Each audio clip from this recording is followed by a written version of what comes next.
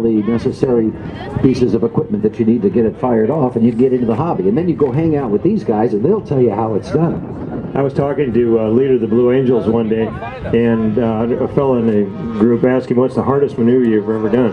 And he says, flying an RC model at me inverted. Absolutely, Wayne, because it's a lot trickier. But it's like anything else. It's a learned skill. Few people are born with it.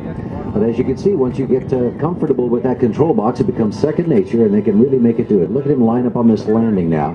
Just landing ever so gently, slowing it down, throttling back the power, and a perfect landing there. Also in the sky, right, coming up here, if it isn't in there yet, I kind of lost track. I think that's the Thunderbolt that's still flying around. We're also going to launch an Extra 300. That's a high-performance mono-wing aerobatic aircraft. The Extra is a German-built plane. This is a good replica of it. And the engine runs on normal gasoline. It has a fiberglass fuselage. And the last plane, number 5 to go up, is a Lancer 4. Lancer started out as a kit build and is now a certified airplane. This is piloted by Rick Madera. It's owned by Denny Baker, and that one will go over 170 miles an hour. These are all true to scale. There are different scales the guys will use to build the models. And you can buy some that are ready-made, that are ready to go. You can also buy kits that you can put together. Some are made from scratch, from plans, using balsa wood and the old techniques of the covering the airplane with fabric and dope and the like. And they also have fiberglass and different composite materials.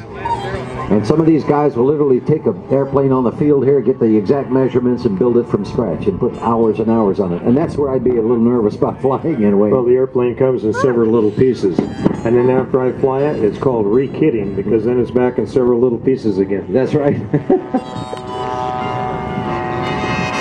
You mentioned the Extra 300. That's in front of us now. That's the airplane I train in. I teach aerobatics in an Extra 300. It's an airplane built in Germany by Walter Extra. That's how it came up with its name. 300. The full-sized airplane is 300 horsepower.